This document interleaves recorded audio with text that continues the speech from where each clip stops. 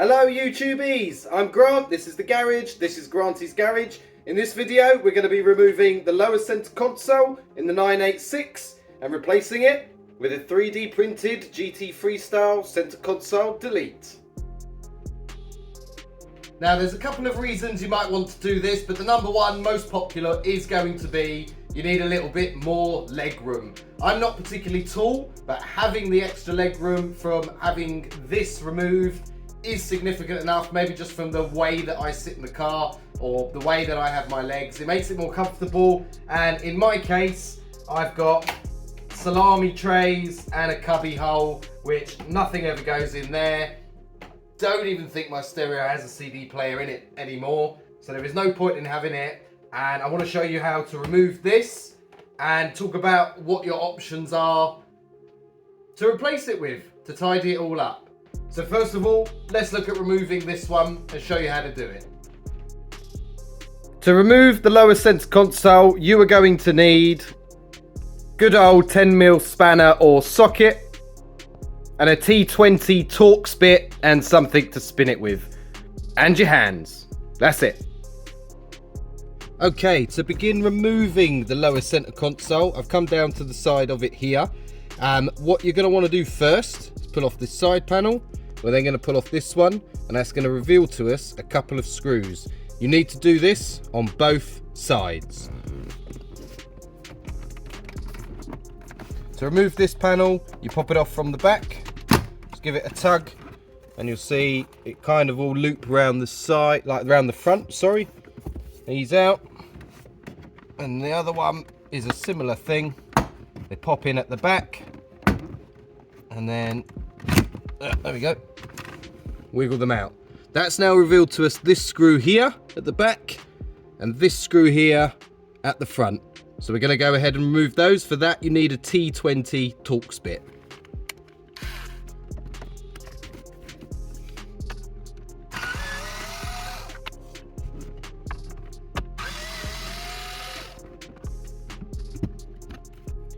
Now, providing you've done both sides, this will be able to move forwards and up and out.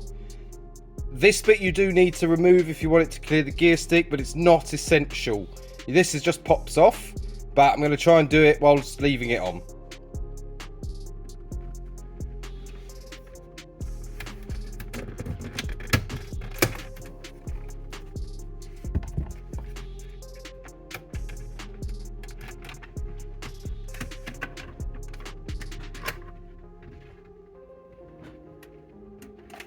The last piece you need to remove will be this metal bracket here. I have previously taken this out. I've put it back in for the video. There's 4 bolts, one in each corner, one there, one there. There should be one there and one there, but I've not put them on.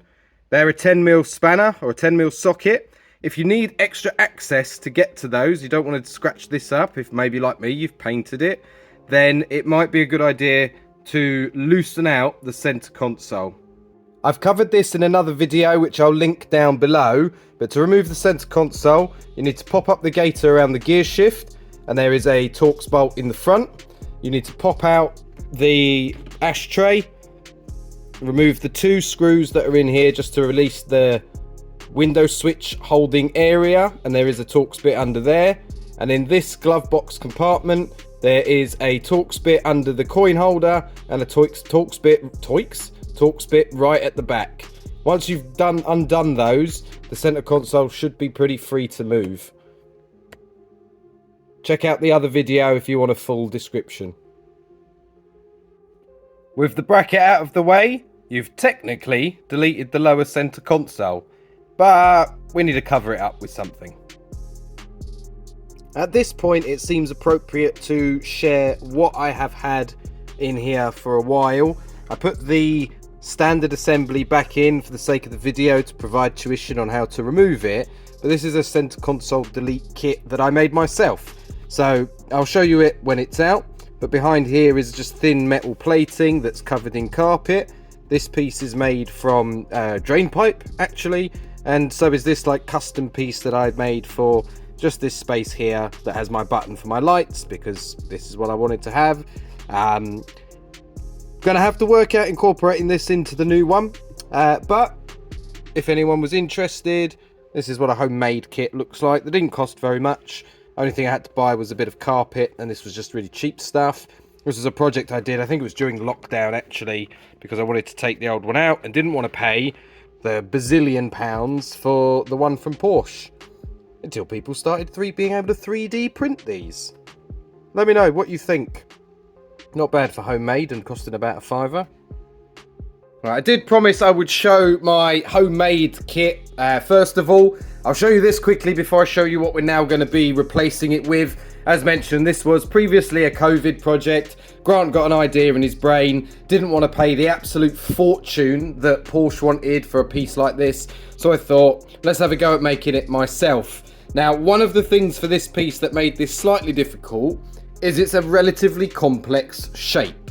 So the first bit I'll start with is this piece here. This sits over the airbag sensor, and it is rather large because it goes all the way back. I thought I might as well get it completely covered and do this in 2 parts because it will fit better and I can work with that.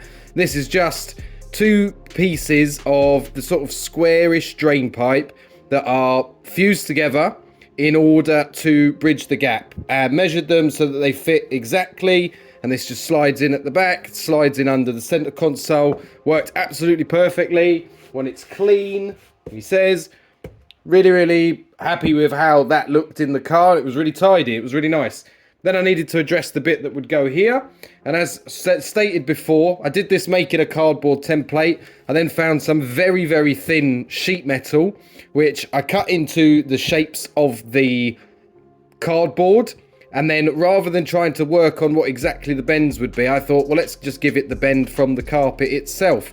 It's very crude, it cost me nothing. This might have been an old oven tray actually. So we love recycling on this channel. You can make stuff out of it. I bought some really cheap carpet which is just held on with the adhesive.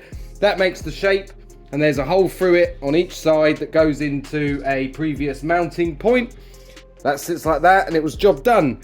Further down the line, I needed the piece that goes in the center console, which I made a very custom piece for, which is this. This is again a piece of that same drain pipe, but narrow enough to fit in the sort of opening of the center console, and it incorporates a switch that I use for my underbody lights. So I thought I'd show you that, maybe give you some ideas there. But now let's show you what we're going to replace it with. I wanted to show this close up rather than putting my mug in the frame. So this is a 3D printed GT Freestyle center console delete kit from Track and Air Design.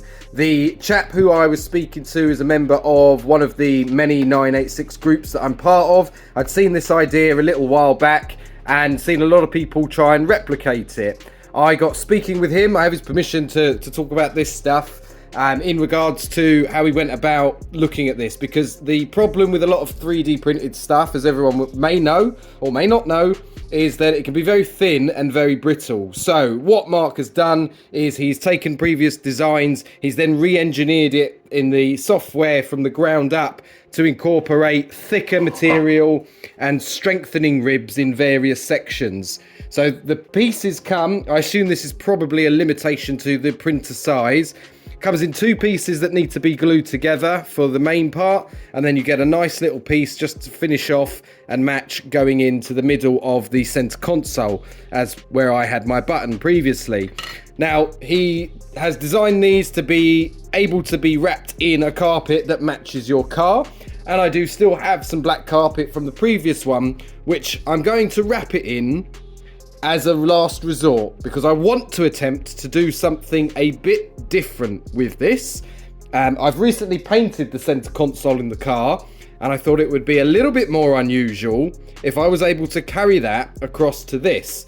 Now, with 3D printing, you do get texture on the material, so I believe what I'm going to have to do is try on a piece that you won't see and experiment. Thankfully, as you can see, there's over 3 mil of material in the majority of this, unlike a lot of the other kits you can buy for a similar sort of price.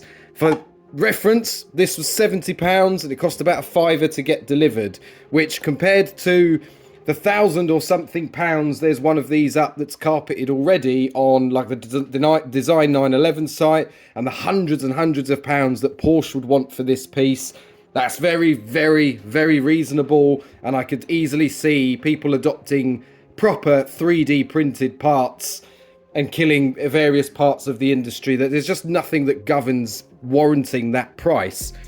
I'm going to give an attempt at sanding an area of this to see if I can get it smooth enough that with primer and paint I can achieve the same finish as the center console, and that way I would be able to carry the color all the way down the tunnel and up into the bottom of the dashboard.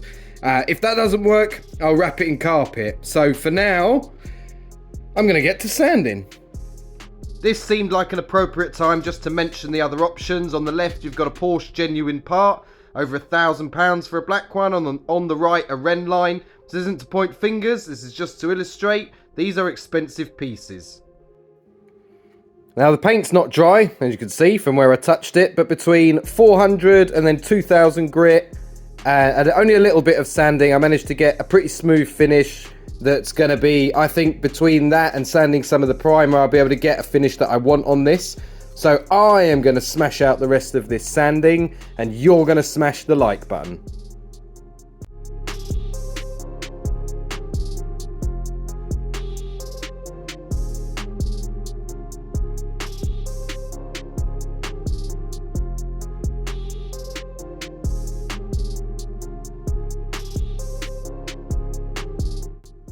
Now, anybody who has watched any of the videos before will know I don't like to leave things stock or as they are. Everything does get slightly modified. So going for painting this, which is not what it's designed for, to be fair, sticking the carpet on, which I mentioned before could be plan B if I really muck this up, is what you're supposed to do, and it would be a lot easier for that. Obviously, I've now removed the grooves from it so they won't show through the paint as best I could. I started with sanding it, got a little bit fed up with that because I didn't want to be too, try and take too much away or anything. I have no experience with like 3D printed parts. Thankfully, this is a good one. It's nice and thick and it's strong. So I put the tiniest skin, if you like, of filler on it, and I've been sanding that. As you can see, the last couple of evenings has just been sanding, priming, checking it, getting it to a point I'm happy with it. The colour is ready to go on, I think. So the next thing I'm going to do is glue these two pieces together and then apply some paint. What I have also done with the piece that's going to go in the front of the centre console is I've just notched out a tiny bit here that's going to be able to accept my switch, the cover for the switch for the lights, for the underbody lights, which I like to have in the car, and I will drill a hole to accommodate the switch through here, but I'll probably do that while I'm waiting for paint on there to dry. So, I'm going to glue this together and then paint it. I will say this has been nice to work with. It's not feeble, it's nice and strong, it's good to hold in your hands. I'm not worried I'm going to break it at any point. So, shout outs to Mark for how this has been designed. I'm having a great time so far. I do think if this was thinner, I would have been having issues with being able to actually notch any of it out without it splintering or cracking, but it's a nice thick piece. They're good quality, these bits. If you want one of these, if I haven't said already, there will be a link in the description below. So this is not affiliated, I have bought this and I can give it like fair trial. So far, very highly recommending it, and I'm really excited to put it in the car, but now I have to be patient. I've had to be really, really patient because painting is all in the prep, and I've done enough prep, surely now.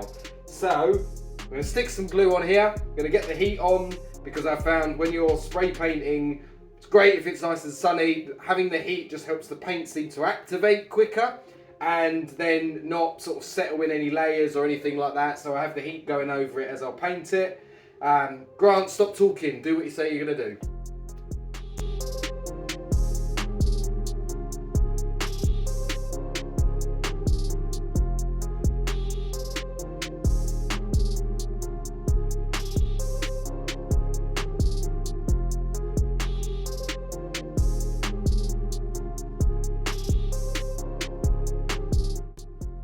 Painted, pretty happy with it, given it a fair bit of time to cook in the sun today and had the heater on it last night. So now, let's get it in the car. So back inside the car, we're going to get it installed. It looks pretty simple.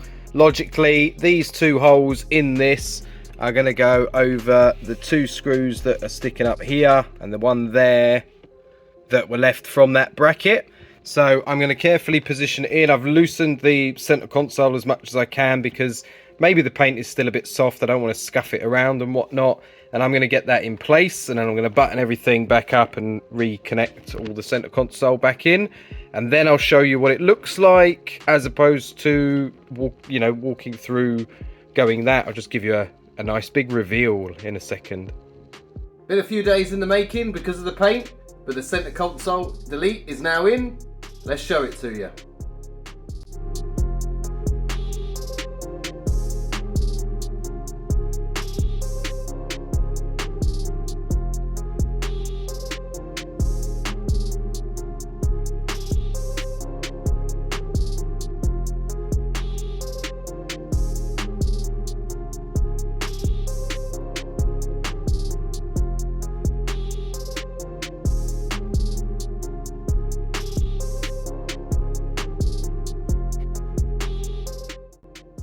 So my final thoughts on the piece generally, very, very, very worth the money for me. Having been somebody who has tried to make a homemade one to be super budget, relatively happy with that, but it wasn't interesting nor sort of perfect enough.